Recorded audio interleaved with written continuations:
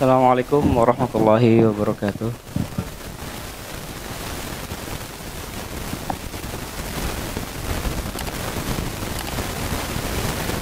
Alhamdulillah.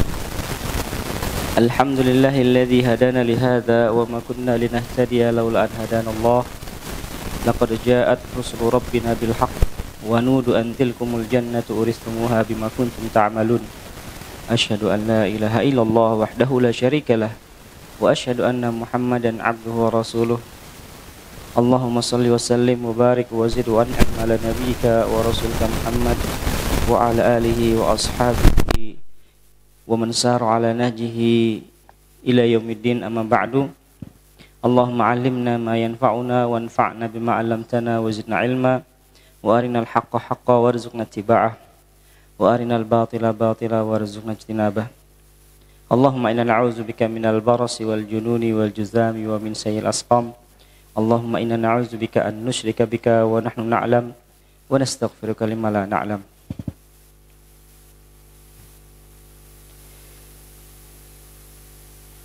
Alhamdulillah, kita bersyukur kepada Allah Subhanahu wa taala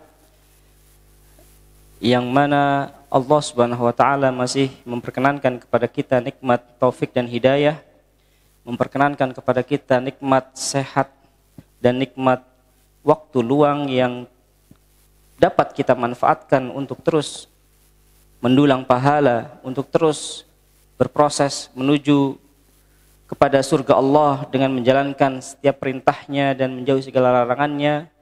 Kita bersyukur kepada Allah, kita masih diberikan nikmat ketaatan kepada Allah Subhanahu wa taala, nikmat untuk bisa melakukan salat secara berjamaah, nikmat kita bisa berada di atas sunnah Nabi kita Muhammad SAW, nikmat ukhuwah, nikmat banyak sekali nikmat yang tidak bisa tersampaikan satu persatu, tetapi intinya adalah semua itu harus kita syukuri, semua itu harus kita tampakkan rasa syukurnya dengan kita selalu menjalankan ketaatan kepada Allah Subhanahu wa taala, menjadi hamba yang senantiasa mawas diri di dalam menapaki setiap roda kehidupan. Dan tentunya berkaitan dengan pembahasan kita yaitu tentang dosa-dosa besar, maka ada satu dosa besar yang akan kita bahas yang harus kita hindari, yang harus kita waspadai, karena ternyata dosa besar yang akan kita bahas ini sering sekali terjadi di tengah-tengah kaum muslimin, yaitu dosa besar berdebat dan bersengketa. Kita sekarang berada di dosa besar yang ke-57. Sejatinya ini adalah dosa besar yang ke-60 ya kalau di buku ini. Karena beberapa dosa besar yang di buku ini akan kita bahas dengan sekaligus merangkainya di dalam satu kesempatan. Karena pembahasannya begitu simpel ya. Tetapi insya Allah di kesempatan yang akan datang kita bahas dosa-dosa yang kita lewatkan ya, kita lompati dan akhirnya kita berada di dosa besar yang ke-60 kalau berdasarkan urutan daripada Imam Az-Zahabi. Tetapi untuk urutan kita pada kajian kali ini berada di urutan ke-57, yaitu dosa besar, berdebat dan bersengketa. Dan ini tentunya sangat tercela ya. Orang-orang yang suka berdebat. Berdebat di sini adalah perdebatan yang tidak ada ilmunya. Debat kusir, bantah-bantahan, hanya ingin mengungguli lawan bicaranya. Ya, jadi perdebatan yang tidak berkaitan dengan kebenaran. Toh kalaupun itu adalah sebuah kebenaran, layaknya atau seyogyanya kita hindari, kita tinggalkan. Dan itu lebih baik karena seorang muslim tidak menginginkan terjadinya perselisihan. Ya, karena di dalam perdebatan itu pasti ujung-ujungnya adalah pertengkaran, perselisihan. Maka pembahasan kita pada kesempatan kali ini kita mulai dengan kita mendudukkan perkara yang berkaitan dengan debat kusir. Debat kusir adalah debat yang tidak memakai dasar ilmu, tidak ada dasar ilmunya atau tidak ada dalilnya. Ya, debat yang menggunakan otot. Ya, yang penting omong-omong aja gitu ya. Yang penting gontok-gontokan. Yang penting mengeluarkan kata-kata karena dia mungkin punya kelebihan atau lihai dalam bersilat lidah.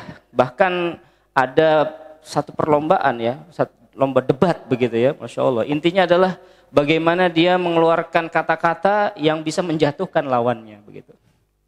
Baik. Salah satu akibat daripada suka berdebat adalah hilangnya keberkahan ilmu. Karena ketika berdebat jelas yang keluar itu adalah bukan ilmu lagi gitu. Karena debat kusir ya, ini kita garis bawahi debat kusir ya. Itu yang keluar adalah argumentasi tanpa ilmu. Retorika, gaya bicara, fasih, kefasihan di dalam mengungkapkan kata-kata. Akhirnya menghilangkan keberkahan ilmu. Dan di dalam perdebatan secara umum juga menghilangkan keberkahan. Sebagaimana disebutkan di dalam sebuah hadis di dalam Sahih Al-Bukhari dari hadis Aisyah radhiyallahu anha, Nabi SAW bersabda, "Abghadur rijali ilallahil aladul khasim." Orang yang paling dibenci oleh Allah adalah orang yang pandai bersilat lidah atau orang yang paling keras debatnya. Al-aladul khasim, orang yang paling keras dalam debatnya. Itu adalah orang yang dibenci oleh Allah. Abghadur rijal.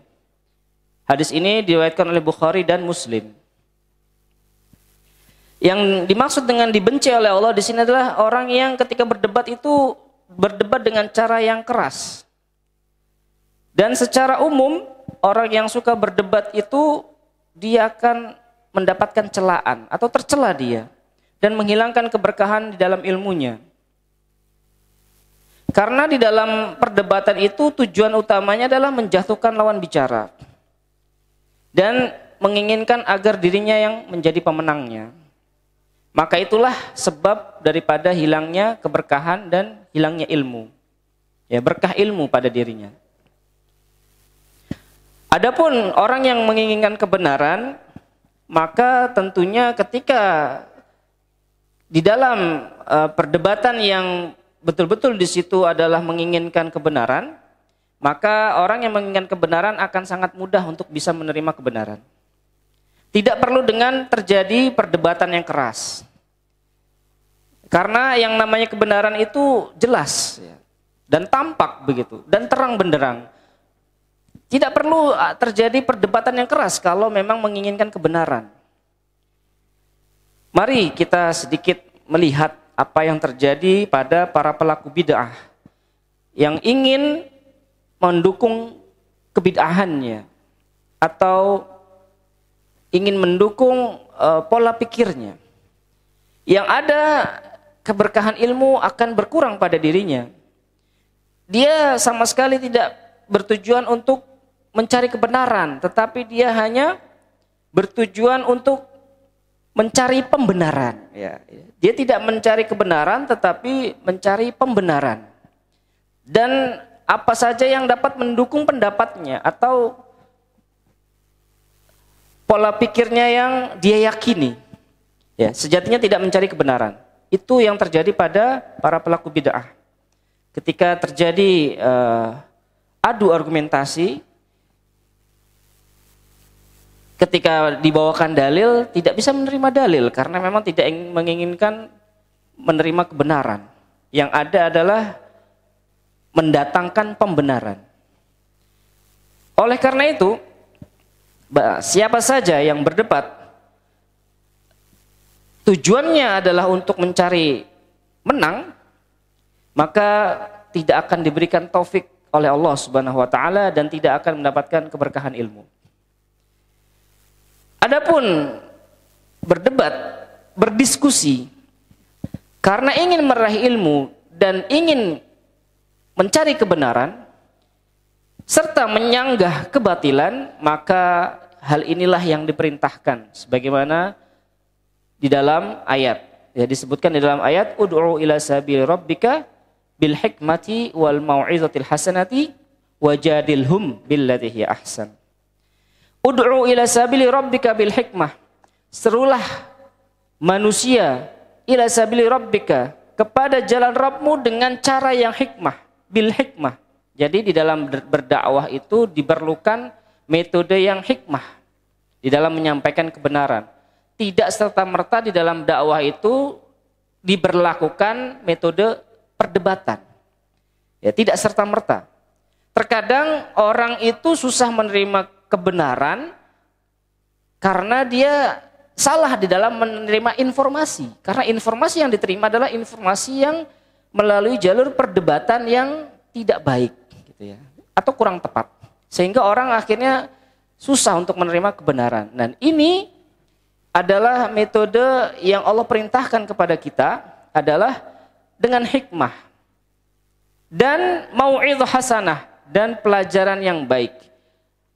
Wajadilhum, dan kalaupun perlu metode perdebatan, maka tempuhlah jalur perdebatan yang paling baik, cara yang paling baik. Kemudian selanjutnya yang perlu kita perhatikan adalah tentunya di dalam sebuah perdebatan, kalau itu sebuah diskusi yang sudah mengarah kepada perdebatan, apalagi sekarang kita hidup di zaman media sosial, gitu ya. Langkah yang paling baik adalah kita mengalah. Ya. Mengalah di dalam debat yang tidak bermanfaat, maksudnya. Ketika terjadi perdebatan yang tidak ada manfaatnya, lebih baik kita mengalah. Maksudnya adalah segera meninggalkan perdebatan tersebut. Apalagi ya bagi orang-orang yang suka memanaskan kolom komentar begitu ya. Kalau memang tidak ada manfaatnya sama sekali, ngapain begitu ya? Mendingan ditinggalkan saja. Awalnya kita ingin memberikan nasihat, akhirnya yang terjadi kita tercebur ya. Jadi ikut-ikutan dalam komentar-komentar yang tidak ada ilmunya begitu, tidak berlandaskan ilmu atau debat kusir. Maka hal yang seperti ini lebih baik kita tinggalkan atau kita mengalah. Mengapa demikian? Ya, di sini disebutkan karena ya, kita tidak akan bisa menang debat melawan orang yang bodoh dan tidak beradab. Ini catatannya. Mengalah di dalam debat sebagaimana disebutkan dalam satu ungkapan, wa ma jadalani jahilun illa wa ghalabani. Tidaklah aku mendebat orang yang bodoh kecuali pasti aku akan kalah. Ya, ini sebuah ungkapan ya, atau sebuah kata-kata. Wa ma jadalani jahilun illa wa ghalabani. Dan tidaklah aku mendebat orang yang bodoh itu kecuali pasti aku akan kalah. Kenapa kita harus mengalah?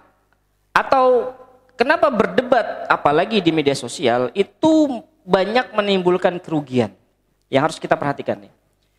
Apa saja kerugian yang bisa kita dapatkan atau yang bisa ditimbulkan dari perdebatan itu? Yang pertama, ya, ini debat kusir ya, debat kusir. Yang pertama adalah buang-buang waktu. Waktu kita sangat berharga untuk sebuah perdebatan yang tidak ada ujungnya begitu ya, yang hanya sekedar bantah-bantahan, main kata-kata, bersilat lidah saja. Maka kerugian yang pertama adalah jelas membuang waktu, karena perdebatan, terutama debat kusir itu kadang-kadang nggak berujung gitu ya, sampai malam, sampai kadang-kadang nggak tidur gitu hanya untuk bisa membalas begitu ya. Kemudian yang kedua, kerugian yang kedua adalah mengeraskan hati.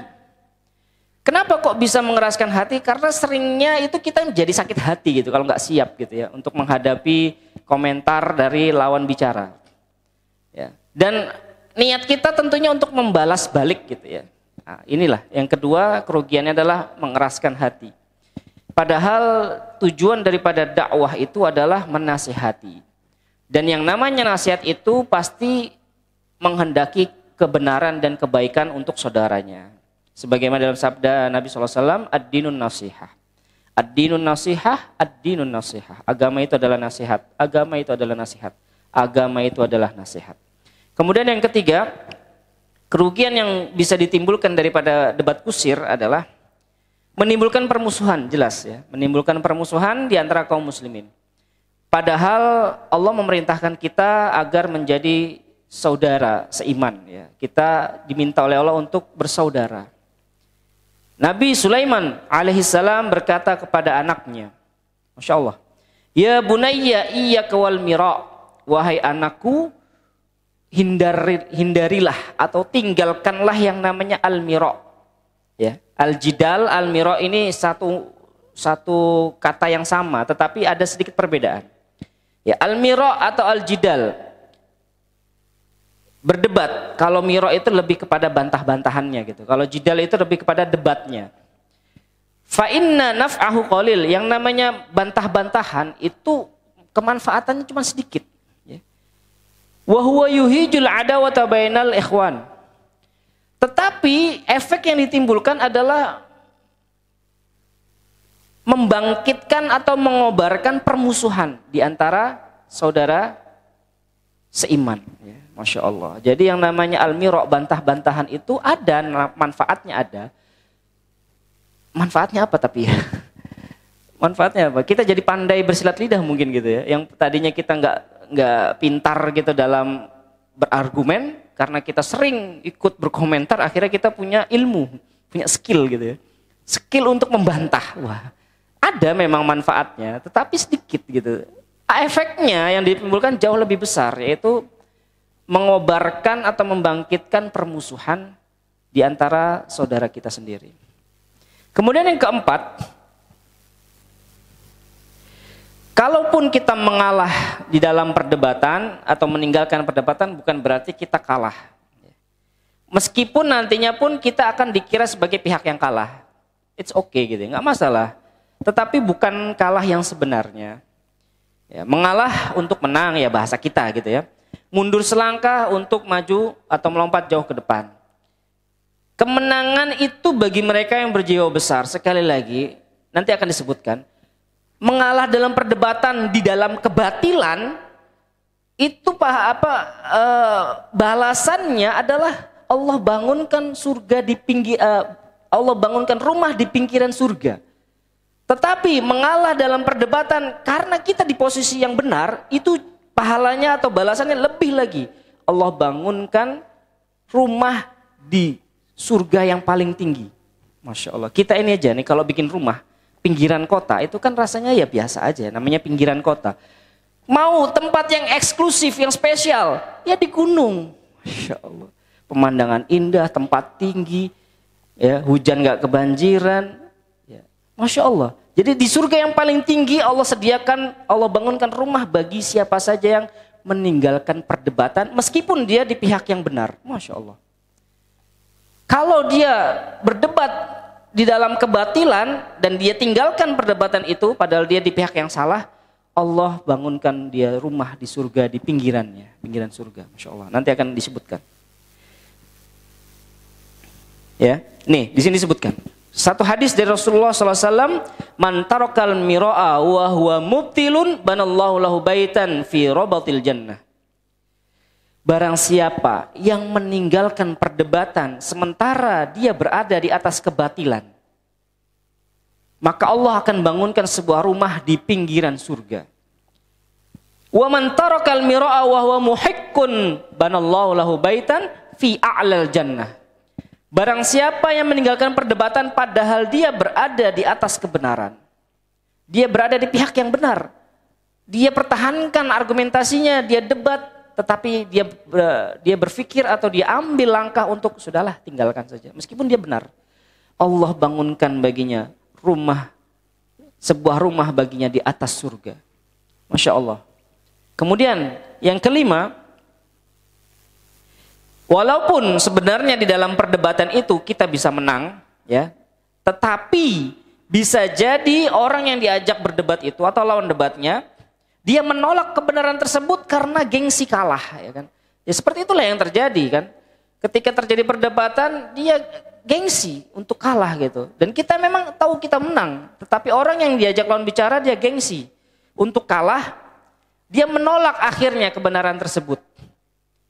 Padahal dia mengakui kebenaran telah datang, tetapi dia tidak mau menerima kebenaran tersebut karena gengsi. Nah, inilah salah satu kerugian daripada perdebatan. Yang seharusnya kita bisa membawa orang dari kesesatan kepada petunjuk jalan hidayah, tetapi akhirnya orang tersebut enggan.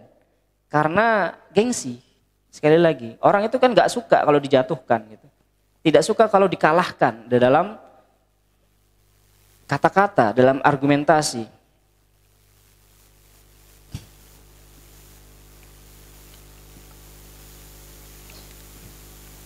Dan oleh karena itulah akhirnya dakwah itu jadi ditolak. Bukan karena materinya yang benar, tetapi cara penyampaiannya yang salah. Penyampaiannya di dalam sebuah perdebatan. Jadi tidak bisa diterima dakwah tersebut. Salah satunya adalah dakwah dengan metode debat kusir tadi ya, yang tidak bermanfaat. Sekali lagi ya, dakwah itu adalah untuk kemanfaatan dan kebaikan daripada kaum muslimin ya secara luas. Maka di sini harus kita perhatikan, ada kata-kata yang menarik daripada Imam Syafi'i. Bagaimana Imam Syafi'i ini begitu tawadhu'nya di dalam menyikapi perdebatan. Ma nadhartu ahadan illa 'alan nasihah, kata Imam Syafi'i. Tidaklah aku itu mendebat seseorang melainkan dalam rangka memberi nasihat. Ini tujuannya memberi nasihat. Imam Syafi'i ketika mendebat seseorang, niatnya adalah memberi nasihat. Tidak keluar daripada koridor itu. Kalau kita terkadang sudah lompat niatnya, sudah tidak lurus lagi.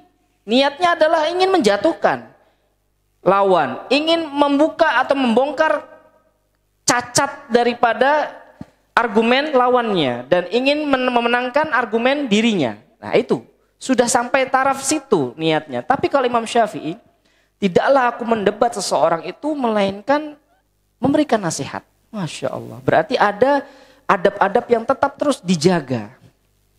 Dan niat yang tetap terus lurus ya, dari awal adalah menginginkan untuk memberikan nasihat. Kemudian perkataan beliau yang lainnya, wallahi, Masya Allah, kata Imam Syafi'i, ma nadhartu ahadan fa ahbabtu an yukhti'a. Ya. Fa ahbabtu an yukhti'a. Demi Allah tidaklah aku mendebat seseorang melainkan berharap akulah yang salah. Masya Allah. Jadi ketika dalam perdebatan itu Imam Syafi'i itu menginginkan bahwa aku yang salah, biar dia yang benar gitu loh. Jadi ingin justru ingin mendengarkan apa yang menjadi argumen lawannya. Tidak dalam rangka ingin menjatuhkan argumen lawannya. Masya Allah. Ma nadhartu ahadan fa ahbabtu an yukhti'a. Tidaklah aku mendapat seorang melainkan berharap akulah yang salah. Dari muqaddimah yang kita sebutkan ini, mudah-mudahan ya kita bisa menyikapi ketika terjadi perdebatan di tengah-tengah kita atau ketika kita sedang berdebat ya, agar kita tidak ikut terpancing ya, dan bahkan kalau bisa kita menghindar atau meninggalkan perdebatan. Sebagaimana sudah disebutkan tadi, barang siapa yang meninggalkan perdebatan karena dia dia salah, dia berada di dalam kebatilan, dia tinggalkan perdebatan tersebut, Allah bangunkan baginya rumah di pinggiran surga. Dan barang siapa yang meninggalkan perdebatan sementara dia berada di pihak yang benar, maka Allah bangunkan baginya rumah di surga yang paling tinggi. Baik, kemudian kita masuk kepada pembahasan kita di dalam kitab Al-Kabair. Allah Subhanahu wa taala berfirman, "Wa minan nasi may yu'jibuka qawluhu fil hayatid dunya wa yashhadullaha 'ala ma fi qalbihi wa huwa aladul khisam. Wa idza tawalla sa'a fil ardi liyufsida fiha wa yuhlikal harsa wan nasl wallahu la yuhibbul fasad." Di antara manusia, man yu'jibuka qawluhu, ada di antara mereka yang membuatmu kagum perkataannya. Dia pandai beretorika, pandai merangkai kata, fasih di dalam berbicara. Masya Allah. Dalam urusan dunia, fil hayati dunia. Wa yashhadullaha ala ma fi qalbihi. Dan dipersaksikannya lah kepada Allah apa yang ada di dalam isi hatinya. Tetapi sesungguhnya kata Allah apa?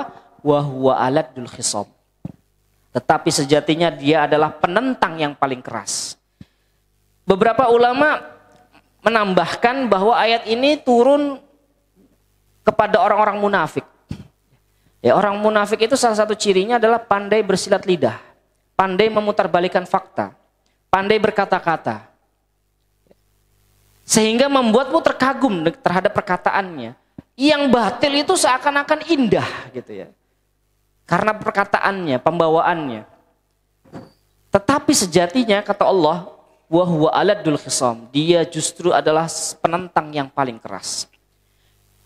Kemudian apa yang menjadi indikasinya? Wa idza tawalla, dan jika orang-orang ini telah berpaling darimu wahai Muhammad, ya, telah pergi meninggalkan wahai Muhammad, sa'a fil ardi liyufsida fiha. Mereka berusaha di muka bumi untuk melakukan kerusakan dengan kata-katanya. Masya Allah, dengan kata-kata ternyata bisa merusak. Ya. Mungkin tidak secara material yang rusak, tetapi pola pikir yang dirusak. Ya. Ideologinya dirusak. Orang-orang, ini sebagaimana disebutkan tadi, ya, para pelaku bid'ah terutama, mereka merusak dengan ideologi. Mereka membalut kata-kata atau kebatilan dengan kata-kata yang indah. Diputarbalikkanlah terus itu. Dibantahlah terus ayat-ayat Al-Quran. Liyufsida fiha wa yuhlikal harsa wan nasl. Dan bahkan dia merusak tanaman, ya, al-harsa wan nasl, dan juga hewan-hewan ternak. Insyaallah. Wallahu la yuhibbul fasad. Dan Allah tidak menyukai kerusakan. Jadi luar biasa dahsyatnya kerusakan yang bisa ditimbulkan oleh lisan, oleh kata-kata, oleh kalimat, oleh retorika. Masya Allah. Ideologi seseorang itu akan terus lestari dengan kata-kata yang dia ungkapkan. Masya Allah. Wa mimma yuzammu minal alfat. Nah, di antara lafat-lafat yang tercela adalah al-mira. Ya. Wal jidal wal khusumah. Akan dibahas di sini apa itu al-mira, kemudian apa itu al-jidal dan khusumah. Al-mira ya secara bahasa kita adalah bantah-bantahan, al-jidal perdebatan, al-khusumah pertengkaran. Qala al-Imam Hujjatul Islamil Ghazali. Di sini Imam Adz-Dzahabi menukil perkataannya Imam Ghazali, karena memang Imam Ghazali ini pandai ya dalam merangkai kata, Masya Allah. Ya, di antara kita sajalah, kita sangat suka misalnya menerangkan ceramah Ustadz Fulan, karena memang enak didengar, pembawaannya enak gitu kan, kata-katanya itu indah, ya, bisa menghanyutkan, ya, karena memang di dalam kata-kata itu bagaikan sihir, ya kan, yang bisa menyihir siapapun. Maka di sini berkata Imam Al-Ghazali, al-mira' ta'nuka fi kalamin. Miro ini adalah engkau ingin menjatuhkan perkataan lawanmu, ya, membantah, ya kan? Miro ini adalah sebuah definisi yang dimaksudkan ingin menjatuhkan perkataan lawan, ya, li'idhari khalalin fihi, dengan menampakkan cacatnya perkataan atau argumen lawan bicara, gitu kan? Tujuannya tidak lain dan tidak bukan adalah menghinakan lawan bicaranya dan menampakkan kelebihan dirinya. Itu namanya miro, membantah. Membantah itu kan ingin menjatuhkan argumen lawan dan kemudian kita bangkitkan, kita naikkan argumen kita, gitu. Itu tadi miro, ya, berdasarkan definisi daripada Imam Ghazali. Kemudian al-jidal, berdebat, ibaratun an amrin, ini adalah sebuah ungkapan, ya, kata Imam Ghazali. Debat itu atau jidal itu adalah sebuah ungkapan yang berkaitan dengan menampakkan pendapat atau ideologi madhab-madhab. Ya, jadi ketika dalam berjidal, berdebat itu biasanya kan membawa pendapat. Ya, kan, ini loh kekuatan, ini madhab yang aku pegang gitu ya. Dan ini yang kebenaran yang aku aku yakini begitu. Idharul madzahib wa taqriruha. Menampakkan ideologi madhab-madhab tertentu dan kemudian menetapkannya, itu jidal ya. Perdebatan kan begitu ya. Berdebat itu kan berarti kan dia membawa ideologinya masing-masing ya, kemudian dia paparkan kepada lawan debatnya. Itu tadi debat, jidal. Adapun khusumah atau pertengkaran, nah ini falijajun fil kalam. Ini cuma silat lidah. Kata-kata yang keras. Dalam perdebatan kadang-kadang orang itu ini bisa beralih kepada unsur khusumah, kepada persengketaan atau pertengkaran karena dia keras di dalam mendebat. Nah, ini khusumah. Liyastawfi bihi maksudan min malin. Nah, biasanya kalau khusumah ini kaitannya dengan harta. Ya. Kalau sudah berkaitan dengan harta, orang itu akan mati-matian ya untuk mendebat siapapun, ya enggak? Ini khusumah. Ya. Jadi ini disebutkan oleh Imam Dhahabi min malin, ya, berkaitan dengan harta au ghairihi atau hal-hal yang lainnya. Wa taratan yakunu ibtidaan, ya. Bisa jadi khusumah ini dari awal dia sudah dia tampakkan itu, dia nggak suka khusumah. Dari awal memang dia nggak suka, akhirnya dia debat, ya, dia bantah gitu. Atau kadang-kadang dia itu sebagai sanggahan saja, ya. Jadi ketika menyanggah dia berlebihan dalam sanggahannya, akhirnya dia ingin bermusuhan dengan lawannya.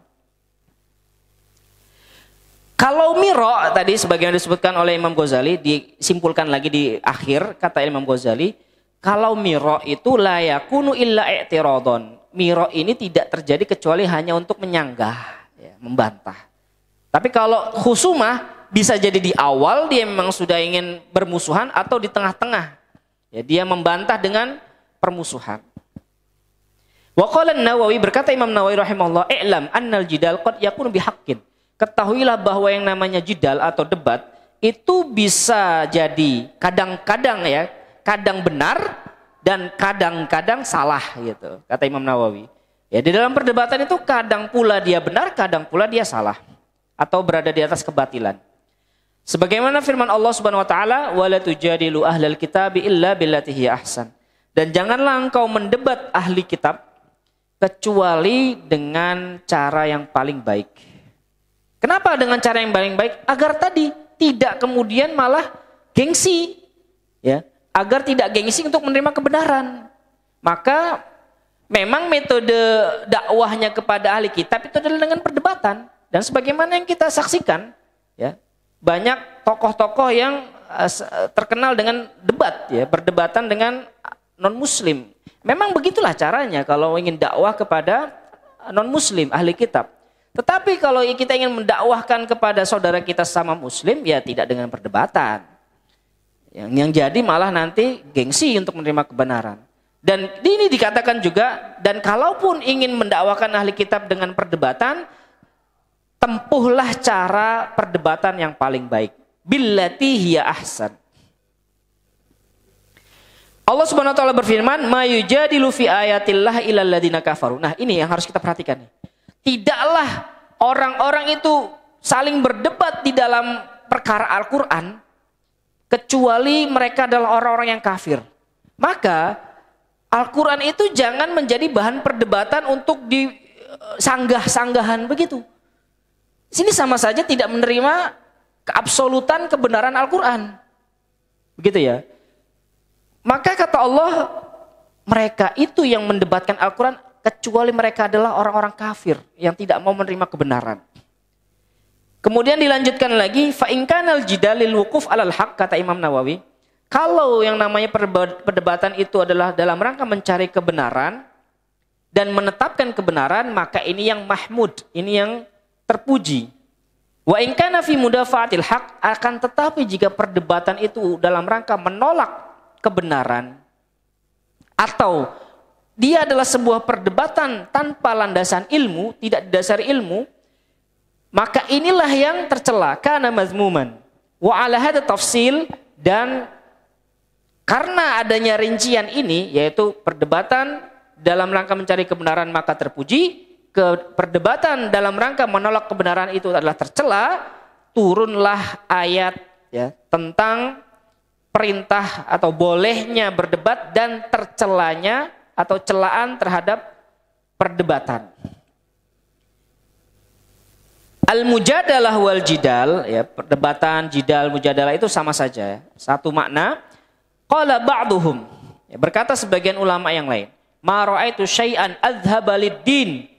Tidaklah aku lihat sesuatu yang dapat melenyapkan agama, menghilangkan agama, wala anqasa lil muru'ah, dan menghilangkan harga diri seseorang, wala asghalil qalb, dan lebih menyibukkan hati daripada khusumah, daripada pertengkaran. Nah itu tadi, kenapa kok bisa pertengkaran? Karena perdebatan yang berkelanjutan, debat kusir tanpa dasar ilmu, hanya adu argumen, akhirnya menujunya kepada khusumah, kepada pertengkaran, permusuhan.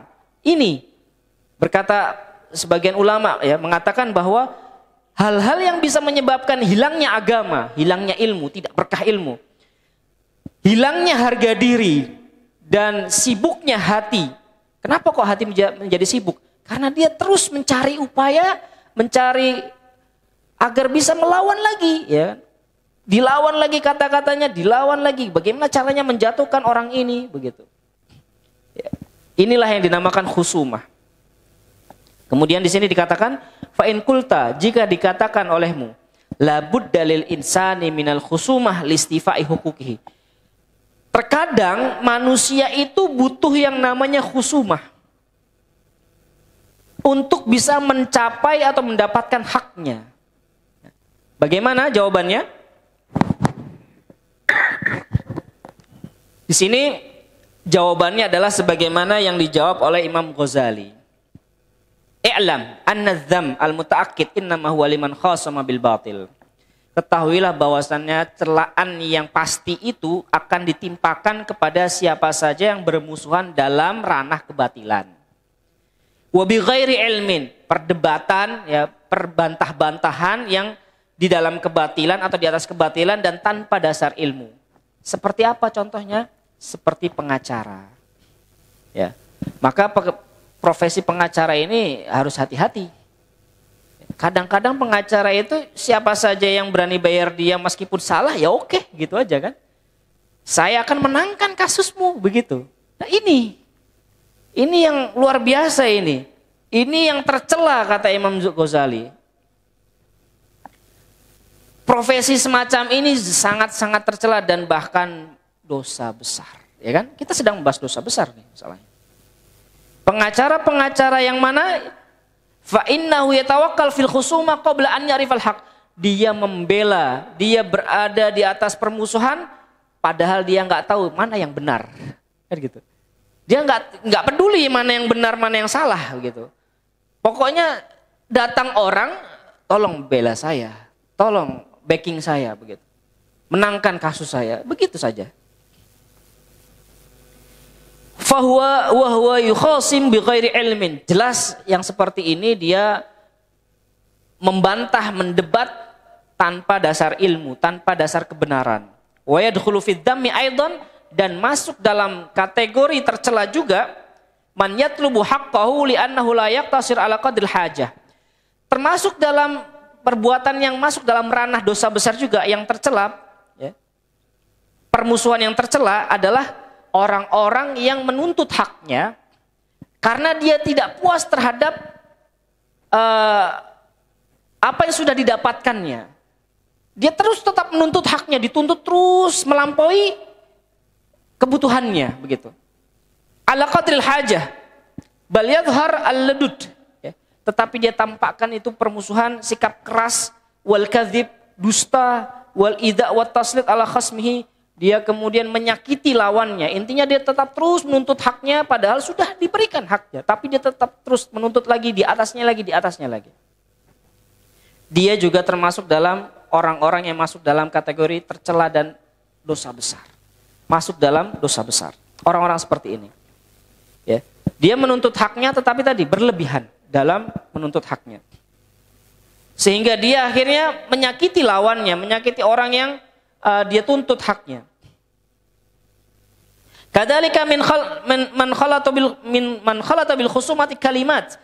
Dan begitu juga orang-orang yang dia menambahkan kata-kata untuk menyakiti lawannya. Walaysa lahu ilayya hajah, padahal dia nggak ada kepentingan sama sekali. Ya. Ranah dia cukup sampai di situ, tetapi dia tambahkan lagi kata-kata. Dia goreng-goreng lagi masalahnya begitu. Kasusnya digoreng terus. Dibawa lagi, digulirkan terus. Padahal udah nggak ada urusan dia sebenarnya. Nah, orang-orang yang kayak gini juga masuk dalam dosa besar ini. Dia telah melakukan dosa besar. Ya, untuk mencapai haknya dia. Kadzalika man yahmilu 'alal khusumah mahdal 'inad likahril khasmi wa kasrihi. Begitu juga masuk dalam ranah permusuhan adalah orang yang memang dari awal ingin bermusuhan.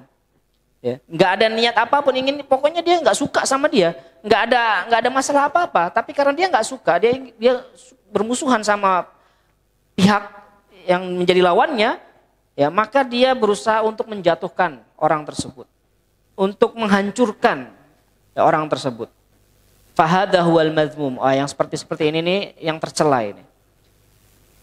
Adapun al-mazlum, adapun orang-orang yang teraniaya, orang-orang yang terzalimi, alladzi yansaru hajjatuhu bi tariq syar'i, yang mana dia itu bisa terpenuhi kebutuhannya, hajatnya dengan cara-cara yang syar'i dan tanpa ada pertikaian, permusuhan, tanpa berlebih-lebihan.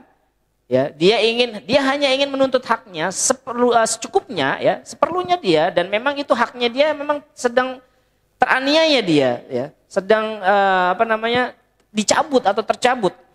Maka dia menuntut haknya dengan cara-cara yang syar'i tanpa ada tambahan-tambahan apapun, ya.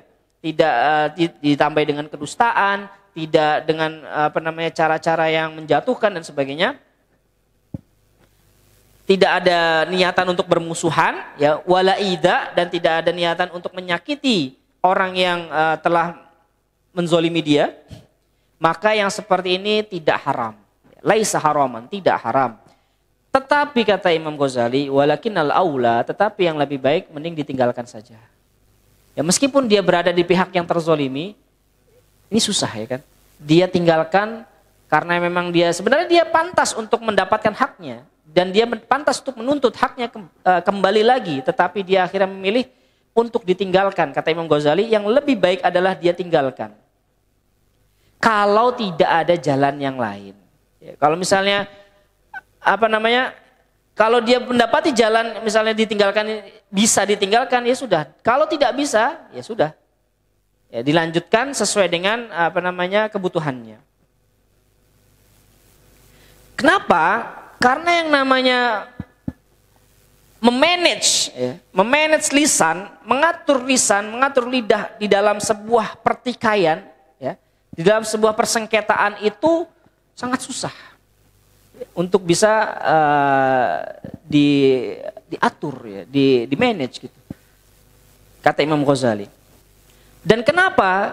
Kalau sudah terjadi permusuhan itu susah balik lagi gitu loh. Yang tadinya saudara, kalau sudah terjadi permusuhan akan susah lagi untuk bisa tegur sapa. Yang ada apa? Kata Imam Ghazali, wal khusumah tughirus sudur. Yang namanya permusuhan itu membuat hati tidak nyaman. Wa tuhijul ghadab, dan membangkitkan kemarahan, ya.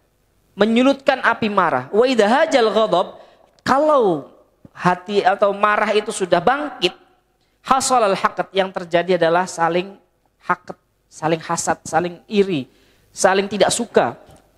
Apa yang dimaksud dengan haqad di sini? Dia sangat suka terhadap kesusahan saudaranya, dan dia tidak suka kalau saudaranya senang. Dah itu yang efek yang diakibatkan daripada pertikaian, permusuhan. Maka jalur yang paling aman tadi, udahlah mendingan ditinggalin aja. Agar apa? Agar silaturahmi atau hubungan sesama tetangga, ya, hubungan sesama keluarga itu tetap terjaga. Ya. Mendingan dia mengalah, mendingan dia islah, mengalah. Meskipun dia benar, meskipun dia terzolimi, tapi dia memilih untuk mengalah dalam rangka tadi menjaga hubungan tadi. Karena kalau sudah berkelanjutan, yang terjadi nanti permusuhan. Kalau sudah permusuhan yang terjadi, hati menjadi tidak nyenyak, nggak nyaman hatinya. Ya, selalu berpikir tentang dia, tentang orang ini. Kemudian akan membangkitkan, menyulutkan emosi. Ya, amarahnya dia bangkit. Kalau sudah amarahnya bangkit, yang ada adalah sifat hakat, iri, ya, sifat dengki, tidak suka. Dengki itu kan kalau misalnya saudaranya itu tertimpa musibah atau tertimpa kesialan, dia senang. Tapi kalau saudaranya atau lawannya mendapatkan kebahagiaan, dia sempit hatinya, begitu. Masya Allah, ternyata kalau kita berada di pihak yang mengalah di dalam setiap permasalahan, setiap persengketaan, itu nikmat rasanya. Dan kita akan sering menjumpai persengketaan. Ya, mungkin kita sedikit memutar memori kita, apakah kita pernah bersengketa dengan orang, gitu kan? Terus di pihak manakah kita di situ? Di pihak yang selalu menuntut, atau di pihak yang mengalah? Dan ternyata kalau kita berada di pihak yang mengalah itu sangat menentamkan. Memutus perdebatan, memutus pertengkaran, ya, karena kita lebih memilih untuk mengalah. Ya, kalau kita pernah mengingat memori, ya, mungkin kita pernah punya urusan dengan orang lain, dan memang rata-rata dalam kaitan dengan harta. Gitu ya. Ya, kita pernah misalnya menjalin ikatan bisnis misalnya dengan orang lain, kemudian kita akhirnya harus ditipu, atau pihak yang kita jalin kerjasama ternyata dia merubah akad perjanjiannya, ya, karena dia nggak paham, gitu kan? Tiba-tiba dia rubah yang tadinya investasi, dia rubah jadi pinjam meminjam, gitu misalnya, ya kan? Sering terjadi, ya kan? Awalnya akadnya adalah investasi, tapi ternyata di tengah jalan dia tidak mengembalikan modal kita seutuhnya, yang ada adalah dia ternyata hanya ingin meminjam modal kepada kita. Nah, begitu. Sering ya terjadi seperti itu. Diputar perjanjiannya. Lebih baik kita mengalah. Oke, kalau memang itu perjanjian adalah akhirnya Anda meminjam harta saya, ya sudah, kembalikan saja tanpa ada tambahan, begitu kan? Kalau investasi kan wajar kalau ada tambahan, karena memang investasi dan itu tidak masalah. Kita berinvestasi karena kita ingin mencari keuntungan bersama. Tetapi di tengah jalan kemudian akad diganti menjadi pinjam meminjam. Ini kan sebenarnya nggak boleh, nggak sah di dalam syariat. Tetapi kita mengalah. Oke, nggak masalah.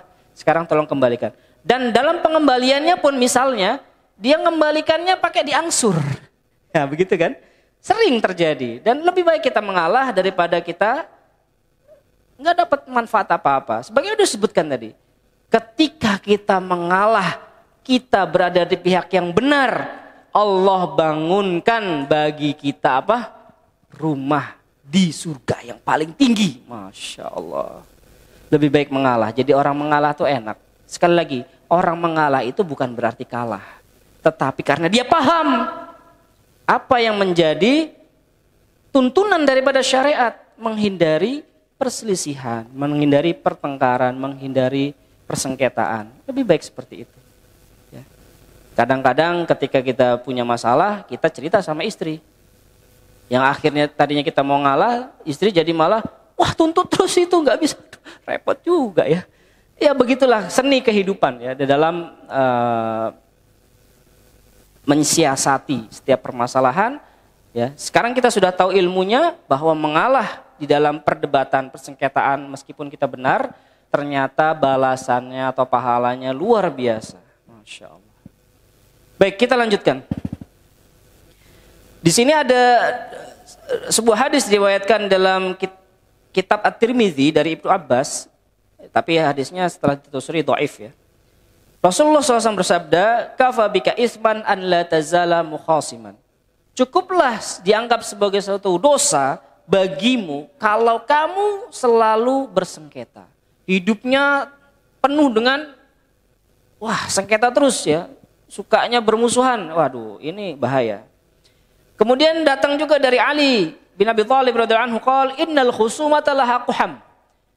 Yang namanya khusumah, permusuhan, persengketaan itu tidak lain menimbulkan kehancuran, kata Ali. Ya, laha kuham. Dia memiliki kehancuran atau berujung kepada kehancuran. Pasal An Abi Hurairah radhiyallahu anhu qala Rasulullah sallallahu alaihi wasallam, ada satu pasal dibawakan di sini atau satu kasus atau satu bab oleh Imam Dhahabi. Rasulullah SAW bersabda, man jadala fi khusumatin bi ghairi ilmin, barang siapa yang berdebat disertai dengan persengketaan tanpa landasan ilmu, lam yazal fi sukhtin hatta yanzi. Hadisnya dhaif. Dia senantiasa berada di dalam permusuhan sampai salah satunya mengalah. Ya sudahlah, bagaimana lagi? Kita ingin menyudahi perdebatan yang tidak ada ujungnya. Harus ada yang ngalah, harus ada yang ditinggalin sudah. Kalau nggak gitu ya nggak akan selesai. An Nabi hadisnya dhaif tapi. An Nabi Umar radhiyallahu an Rasulullah sallallahu alaihi wasallam qol.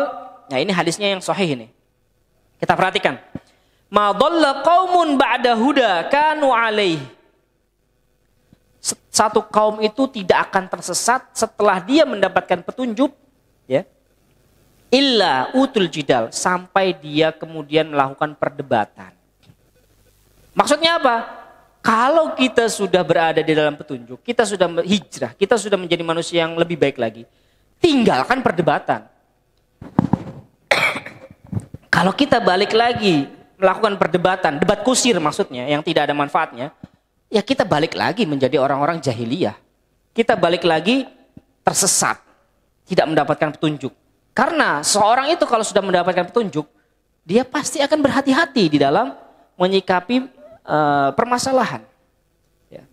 Maka dia ketika berdebat misalnya, tadi seperti yang sudah kami sampaikan, dia berada di pihak yang terzolimi misalnya, lebih baik mengalah, lebih baik dia tinggalkan. Kemudian Rasulullah membawakan firman Allah, ma darabuhu laka illa jadala. Tidaklah mereka itu membawakan perumpamaan-perumpamaan melainkan hanya untuk mendebat. Ya, melainkan hanya untuk bersilat lidah. Melainkan hanya untuk berbantah-bantahan. Intinya nggak mau menerima kebenaran. Wa qala sallallahu alaihi wasallam, dan juga Rasulullah SAW bersabda, akhwafu ma akhafu alaikum zallat alim wa jidalu munafiq fil Qur'an wa dunya tuqatti'u a'naqakum. Hadisnya dhaif ya, tetapi kita sampaikan. Sesuatu yang paling aku takuti di antara kalian adalah ketergelincirannya lidahnya ulama, seorang yang alim. Kemudian yang kedua, perdebatan orang munafik dalam Al-Quran, dalam masalah Al-Quran. Orang-orang munafik berdebat dalam kandungan Al-Quran dan juga perkara-perkara dunia. Itu semua nanti yang akan menyebabkan kalian saling bunuh-bunuhan. Ya. Jadi seorang alim itu sangat berhati-hati ketika berbicara. Kalau dia tergelincir dalam kata-katanya, akibatnya apa? Ya kita sering melihat itu. Ini salah tapi dibela.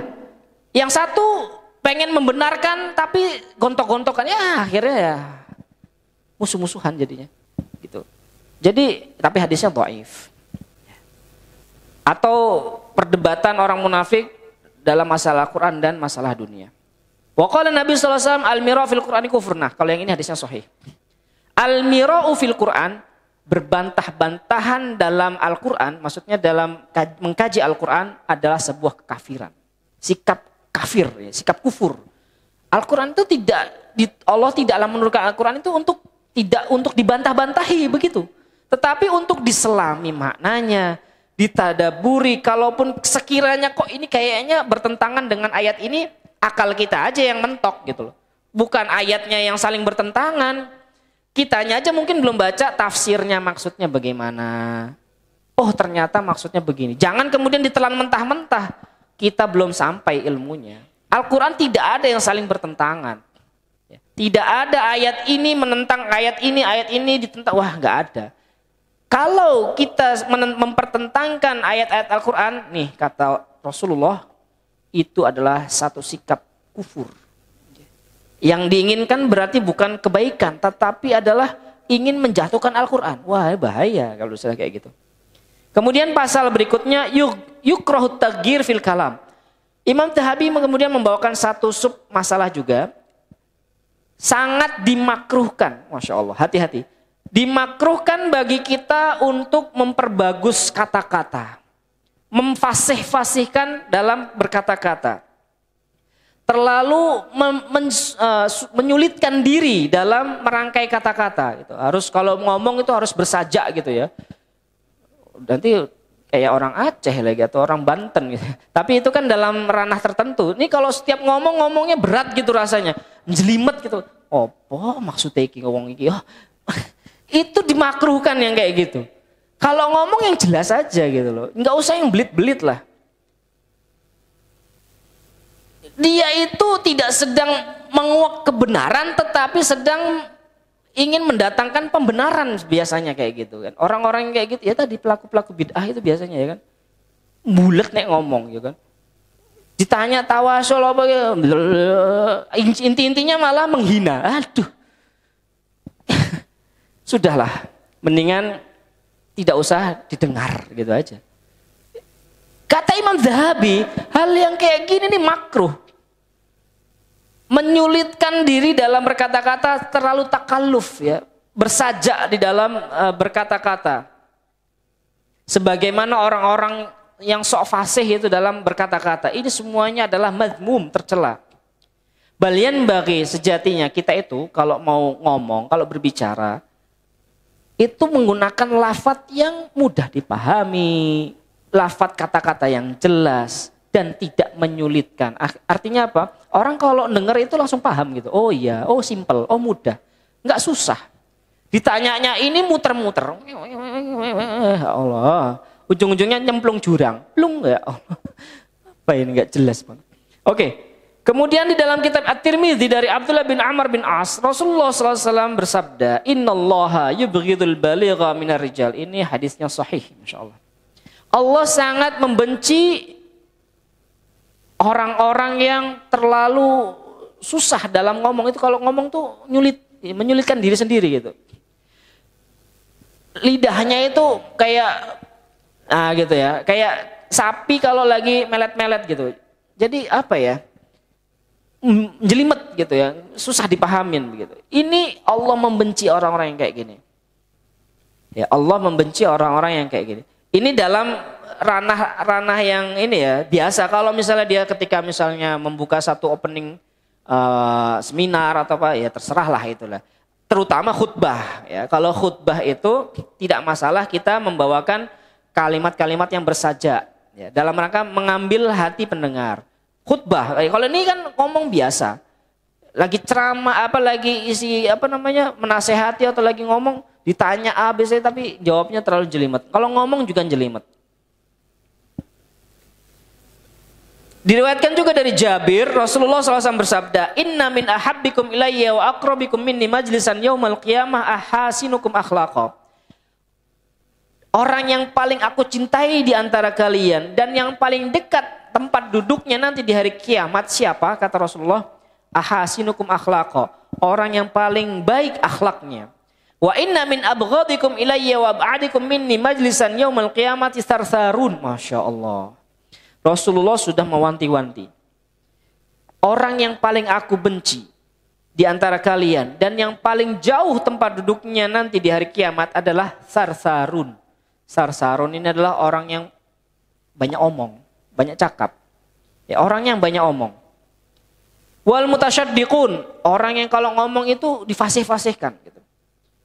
Wal mutafaihiqun. Nah, yang ketiga ini para sahabat enggak tahu apa itu mutafaihiqun. Qalu ya Rasulullah, para sahabat berkata, wahai Rasulullah, kami itu tahu apa itu sarsarun. Sarsarun itu orang yang banyak omong. Enggak ada ilmunya. Omongannya aja gitu loh, enggak ada dasar ilmunya. Kita pasti tahulah ya. Dan mudah-mudahan kita terjauhkan dari sifat sarsarun ini ya, yang banyak omong. Wal mutasyaddiqun, orang-orang yang tadi kalau bicara itu susah gitu, jelimet, sok-sokan fasih gitu ya. Famal mutafaihiqun, adapun mutafaihiqun apa yang dimaksud dengan mutafaihiqun? Kemudian Rasulullah bersabda al mutakabbirun. Orang yang sombong, insyaallah. Jadi kalau bicara itu dia menjatuhkan orang lain. Ya, sombong itu kan menolak kebenaran, dan merendahkan manusia, begitu ya. Batarul haqqi wa ghamtun nas. Jadi ada tipikal manusia yang seperti itu. Ketika berbicara itu tinggi. Ya. Sombong, tidak mau menerima kebenaran. Lagi-lagi ya, orang-orang ahli bid'ah sudah, nggak ada yang lain. Mereka itu susah ya kan. Kalau ngomong itu tinggi, nggak bisa rendah. Dan kemudian merendahkan lagi. Bahkan nggak segan-segan menghina, ya kan? Mencela Allah. Dan kita jangan sampai terpancing dengan model-model yang seperti itu. Ya, mereka itu adalah orang-orang yang sombong. Sombong itu kan berarti kan tidak berada di atas kebenaran, karena dia menolak kebenaran. Makanya dia di luar kebenaran. Wasarsar huwa kasirul kalam. Di sini dijelaskan oleh Imam Zahabi yang namanya sarsar itu adalah orang yang banyak omong. Wal mutasyaddiq man yatatawal 'alan nas fil kalam. Orang yang kalau ngomong tuh tinggi, yatatawal 'alan nas fil kalam. Yang susah dicerna perkataannya, yang sok fasih dalam perkataannya. Dan buruk akhlaknya ya. Dalam banyak sekali ya kita jumpai, apalagi YouTube sekarang kita cari aja orang-orang tuh banyak yang seperti itu, Masya Allah. Dan kita berlindung lagi kepada Allah, berdoa kepada Allah mudah-mudahan dijauhkan dari sifat-sifat seperti ini, karena ini adalah sifat-sifatnya orang munafik dan tentunya terjatuh kepada dosa besar yang kita bahas, yaitu dosa besar tentang jidal dan miro, ya. Perdebatan, debat kusir, banyak omong, kemudian sok fasih dalam berkata-kata tanpa ilmu. Ya. Intinya di situ tidak ada ilmu, tidak ada dalil, hanya sekedar omong-omongan saja. Wa'lam, di sini kemudian Imam Dhabi menutup pembahasan ini dengan ketahuilah annahu la yadkhul fid dzam, tidak masuk dalam konteks dosa besar ini tahsinu al-fadil khitab, memperindah, memperbagus lafaz-lafaz ketika khutbah. Ya, terkadang seorang khatib itu mensajakkan khutbahnya gitu ya. Alhamdulillahi wa kafa wassalatu wassalamu ala Rasulillah al-Mustafa wa ala alihi wa ahli wafa dan sebagainya, begitu ya. Itu kan sedikit bersajak, tapi nggak masalah dalam konteks khutbah. Atau dalam konteks memberikan kajian, memberikan nasihat, idza lam yakun fiha ifrat, tapi tidak, kalau di dalamnya tidak ada sikap berlebihan. Wa ighrab. Ya, apa yang dimaksud dengan ighrab? Kadang-kadang kita jumpai para khotib itu ketika ngomong itu menggunakan bahasa yang dari planet mana gitu. Gak bisa kita cerna. Nah ini yang berlebihan gini juga harus diperhatikan. Gak boleh. Jangan sampai, oke, kita ingin membuat kata-kata yang bersajak di dalam khutbah kita atau dalam ceramah kita. Tetapi jangan sampai menggunakan kata-kata yang asing gitu. Yang ighrab. Yang manusia itu jarang dipakai manusia atau manusia gak paham. Ya, karena memang tujuan daripada kita khutbah dengan menggunakan bahasa-bahasa yang indah itu adalah untuk membangkitkan atau menarik simpati hati daripada manusia, orang-orang yang mendengarkan ceramah tersebut atau khutbah tersebut agar kembali menuju kepada ketaatan kepada Allah. Jadi kadang-kadang ya dalam satu khutbah itu kan dipilih kata-kata yang bagus, ya, dirangkai agar apa? Semuanya mengalir dengan enak didengar, begitu kan? Kadang-kadang kita ini termasuk tipikal orang yang misalnya ketika berkhutbah itu jelimet kata-katanya gitu, kayak Nabi Musa gitu kan. Maka ditulis dulu. Dan pengalaman kami pribadi, kalau misalnya khutbah itu lebih enak baca teks ya. Biar tidak susah ya, jelimet dalam membawakan materi. Itu pengalaman saya pribadi. Kalau misalnya khutbah, terutama khutbah Jumat, lebih baik memakai teks ya. Agar sesuai dengan alurnya, ditulis dululah atau kita menggunakan teks para khotib yang sudah biasa kita banyak ambil di internet gitu misalnya, lebih memudahkan dan lebih mempersingkat, memperpadat dan akhirnya tidak kemana-mana. Ya, kalau kita, ini yang harus kita perhatikan ketika khutbah, kita mendengarkan khutbah itu kok kayak nggak beda dengan dia sedang memberikan kajian atau ceramah. Khutbah itu narasinya beda, intonasinya juga harus beda. Jangan samakan ketika khutbah kayak lagi ngobrol. Ya, banyak kita jumpai para khotib terutama ya, khotib di masjid-masjid ya. Itu tidak memiliki seni ya, atau dia mungkin tidak memiliki ilmu tentang seni dalam berkhutbah. Akhirnya dia seperti orang ngobrol aja gitu. Ya akhirnya yang mendengarnya pun jadinya ya, tidur aja. Sedang mendengarkan cerita ini ya, atau enggak kurang berbobot atau kurang bisa membawakan materi atau bagaimana.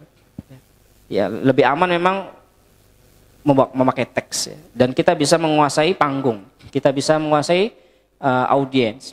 Ya. Tentunya kita pelajari dulu apa yang akan kita sampaikan, kita baca, ya, kita cermati, dan akhirnya ketika khutbah betul-betul bisa kena sasaran. Yang kita inginkan daripada khutbah, ya, ini kan berkaitan dengan kata-kata, adalah tepat sasaran. Ya, dakwah itu mengena kepada hati kaum muslimin. Begitu yang mungkin bisa kita sampaikan pada kesempatan kita kali ini. Sekali lagi, ya, perdebatan, ya, bantah-bantahan dan permusuhan, persengketaan tanpa dilandasi dengan ilmu, ya, tidak hanya sekedar bantah-bantahan saja, harus kita tinggalkan. Karena itu termasuk dari dosa besar yang 60 atau 57 yang dibawakan oleh Imam Ad-Dhahabi. Sebagaimana firman Allah tadi sudah disebutkan, wa minan nasi may yu'jibuka qawluhu fil hayati dunya wa yashhadullahu ala ma fi qalbihi wa huwa aladul khisam. Ketika orang itu berbantah-bantahan dengan keras, sejatinya dialah penentang yang paling keras. Orang yang berbantah-bantahan dengan keras tanpa ilmu, dialah sejatinya penentang yang paling keras. Wa huwa aladul khisam. Ini quotes yang paling indah yang Allah berikan kepada kita. Orang yang suka berbantah-bantahan dengan paling keras, sejatinya dia adalah penentang yang paling keras. Subhanakallahumma bihamdika asyhadu an la ilaha illa anta astaghfiruka wa atubu ilaik. Assalamualaikum warahmatullahi wabarakatuh.